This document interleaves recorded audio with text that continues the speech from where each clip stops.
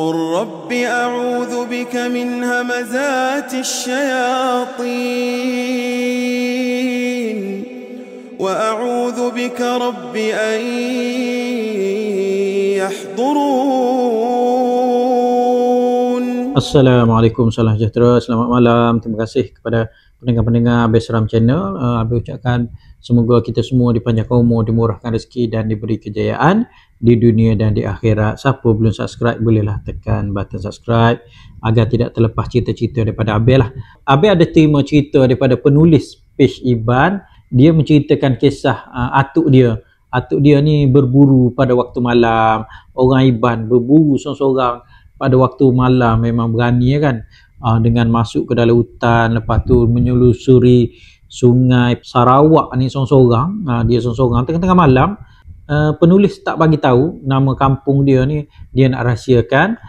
Jadi cerita ni berlaku kepada Ayur. Ayur ni dia turun daripada rumah panjang dia ni, dia bawa senapang, bawa peluru, bawa lampu kabat dan bawa orang panggil beg rotan. Beg rotan yang orang Sarawak anyam tu, yang letak dekat belakang. Beg rotan ni orang Iban panggil uyut, UYUT, dan dia pikul satu enjin buk sangkut berkuasa 2 kuda. Enjin buk sangkut ni berat. Kalau kita bawa seorang-seorang, tak bawa benda lain pun dalam puluh-puluh kilo jugalah. Dia turun daripada rumah panjang, dia pergi ke pengkalan tempat dia tambak perahu ataupun dia tambak buk lah. Sampai dekat pengkalan ni, dia pasang lah enjin buk sangkut dia dekat buk ni, dan dia menelusuri sungai Sarawak ni, mudik ke hulu untuk pergi ke sebatang sungai, sebatang anak sungai yang dia dah aim dah, yang dia dah tanda dah untuk berburu pada malam tersebut. Jadi masa ni dia pelik, bila bot berjalan ni, dia dah tak dengar dah bunyi cengkerik, tak dengar dah bunyi katak, tak dengar dah bunyi binatang-binatang. Kan biasa kan, kalau kita masuk hutan ataupun kita masuk ke kawasan-kawasan sungai waktu malam ni, memang riuh rendah lah biasa. Bunyi cengkerik, bunyi katak ni kan bersaut-sautan biasanya lah. Tapi malam tu dia kata suasana sunyi, sesunyi-sunyinya, yang kedengaran hanya bunyi enjin bot yang dia bawa saja. Okey, jadi masa ni sampailah beliau di sebuah ataupun di sebatang anak sungai yang dia dah aim dah untuk dia turun berburu. Jadi masa ni Ayur dia tambak perahu dia dan dia ambil apa yang patutlah. Dia bawa dia galas senapang dia, dan kat belakang dia ni dia letak beg rotan yang dia panggil uyut ni. Dan masa ni juga dia bawa satu lampu. Lampu ni dia bukan tahun 70-an cerita ni. Tahun 70-an ni dia tak ada lagi lampu yang pakai bateri ni lah. Tak ada lagi lampu pakai bateri Everready dekat Sarawak ni. Jadi masa ni dia bawa lampu kabat. Jadi siapa yang lahir tahun 70, tahun 80, tahun 60 ni kenal lah lampu kabat. Ayur ni dia berjalan lah menelusuri anak sungai ni, dia untuk berburu sama ada musang ataupun pelanduk ke payau ke ataupun rusa. Payau ni bahasa Sarawak, bahasa Sabah lah bagi rusa. Dan katak, jenis katak yang besar-besar tu, besar-besar tapak tangan tu. Jadi masa ni Ayur ni dia berjalan lah perlahan-lahan, dia nak berburu binatang-binatang yang abang sebut tadi lah. Jadi malam ni makin lama makin larut. Biasalah, makin tengah malam ni makin sejuk cuaca ataupun angin pun bertiup sejuk lah. Makin lama makin sejuk lah kan. Okey, jadi malam tu dia duduk berburu, duduk cari katak ni. Memang banyak dia dapat. Katak-katak yang dia dapat ni, dia masuk dalam beg rotan dia. Dan masa ni juga tengah-tengah dia cari katak ni, kadang-kadang dia duduk suluh atas pokok lah. Bila dia suluh atas pokok tu, dia nampak macam biji mata binatang ni. Dia tembak lah. Dia tembak, rupanya dia dapat 2 ekor musang dan dia dapat seekor pelanduk. Murah rezeki dia. Dah penat berburu ni, dia fikir tak apalah, cukup lah ni, rezeki pada hari ni dah cukup dah, dia kata. Jadi dia berjalan ni, dia nampak lah, dia jumpa satu pokok ketapang besar dan dia suluh lah bawah-bawah pokok ketapang ni, takut-takut ada ular ke, ada kala jengking ke, ada lipan ke. Dah selamat ni, barulah dia duduk dan bersandar dekat pokok ketapang ni lah. Dia keluarkan sebatang rokok dan dia cucuh rokok ni lah. Dia fikir dalam hati dia, dah habis rokok nanti dia nak turun lah balik ke sungai, hidupkan enjin bot dan nak balik ke rumah panjang. Tengah-tengah ayur ni berehat isap rokok, tiba-tiba dalam sungai ni bunyi seperti air berkocak, macam ada benda berjalan ataupun bergerak daripada dalam air. Masa ni dia fikir, orang ke, harimau ke, ataupun binatang-binatang buas lah. Jadi masa ni ayur ni dia diamkan diri dia, dia tak bergerak, dia diamkan diri dia. Dia nak perhati apa benda yang tengah berjalan dalam sungai ni daripada hulu menghala ke tempat dia duduk. Macam benda tu berjalan nak pergi ke tempat dia lah. Dia kata dalam hati, kalau manusia tak mungkin, sebab masa duduk tengah-tengah berburu tadi dia dah perhati dah, jejak tapak kaki orang ni memang tak ada.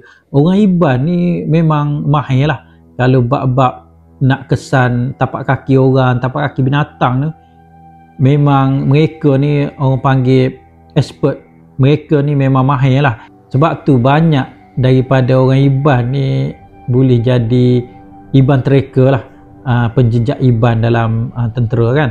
Ayur kata dalam hati dia ni, setahu dia memang tak ada satu pun tapak kaki manusia sepanjang laluan yang dia lalu tadilah.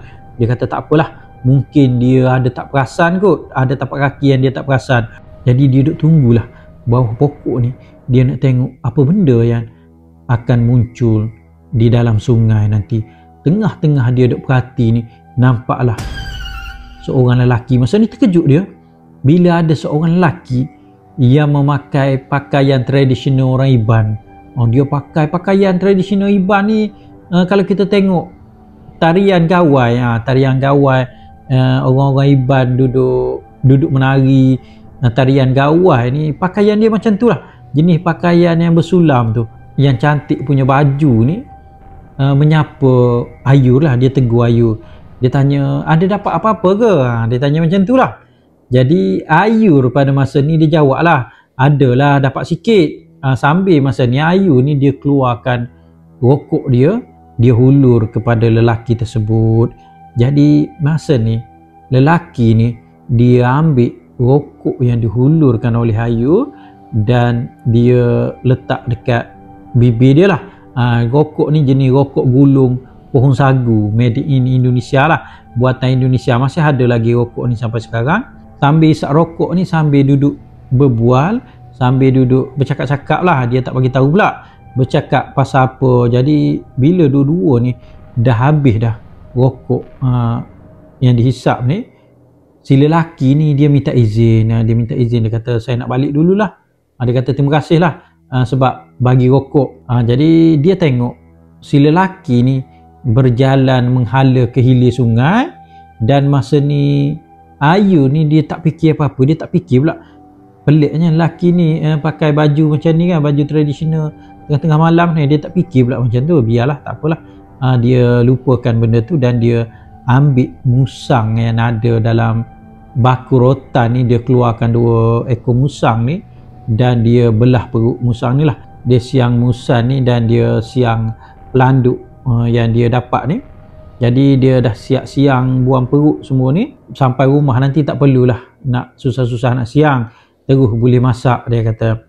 Jadi setelah selesai dia buat kerja dalam hutan ni dan dia tengok jam masa ni dah pukul 2 pagi. Ayur pun perlahan-lahan gerak daripada tempat duduk dia tadi. Dia pergi ke arah bot yang dia tambak tadi. Masa berjalan ke bot ni lah, Ayur ni dia perasan tadi dia tengok lelaki ni lalu kawasan tersebut. Dia tengok tak ada tapak kaki pun lelaki tadi. Faham tak?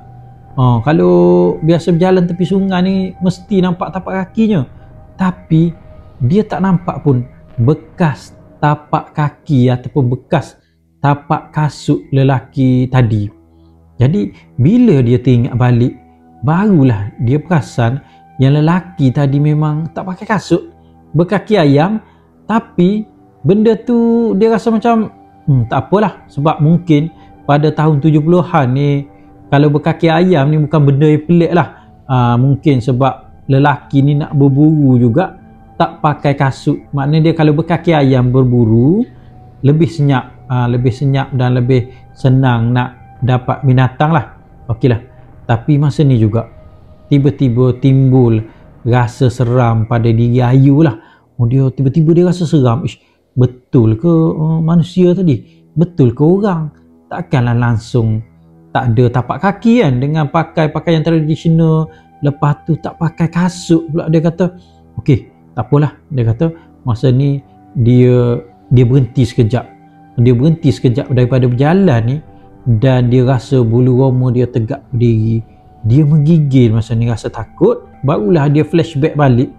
Lelaki tadi berjalan dalam gelap, tak bawa lampu, tak bawa apa-apa pun. Memang dengan tangan kosong, dengan tak bawanya beg rotan pun tak bawa, beg biasa pun tak bawa. Cuma sehelai sepinggan orang panggil kan. Berjalan pula dalam gelap. Dia kata mana boleh orang berjalan dalam gelap pekat macam ni. Masa ni lah Ayu ni dia hampir terduduk, tapi beliau cuba gagahkan diri juga untuk mempercepatkan langkah dia lah, tanpa dia pandang ke kiri dan ke kanan. Kalau kita ni kan, kalau seorang-seorang dalam hutan ni pun dah takut, ini apatah lagi tiba-tiba jumpa benda-benda pelik macam ni lah. Bila sampai di tempat dia tambak perahu ni, biasa kan bila kita tambak perahu ni kita buka lah leraian tali perahu ni. Tapi masa ni Ayu ni dia tak buka tali perahu ni, dia terus potong tali perahu tu. Makna dia nak cepat sangat.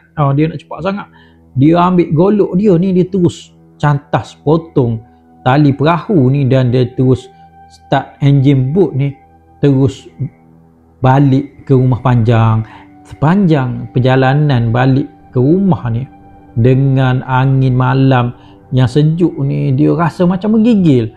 Dengan menggigil sejuknya, menggigil rasa seramnya. Jadi bila tiba di pengkalan perahu rumah Panjang, jejak je kaki dekat tanah ni, dia cari sebatang pokok kecil, pokok renek. Dia cantas pokok ni, dia buang daun, dia buang dahan-dahan kecil ni, dan dia pacak atas pokok. Dia letak dalam tanah, manakala bahagian akar ni duduk atas lah. Ini adalah petua orang Iban lah, untuk mengelakkan makhluk halus ni kesan jejak ikut balik ke rumah. Jadi bila sampai di rumah Panjang ni, Ayu ni dia salai hasil buruan yang dia dapat ni. Lepas tu dia mandi, barulah dia tidur untuk berehat. Jadi itulah cerita pertama yang diceritakan oleh penulis Pesh Iban ni untuk Abel share dengan sahabat-sahabat Abel lah.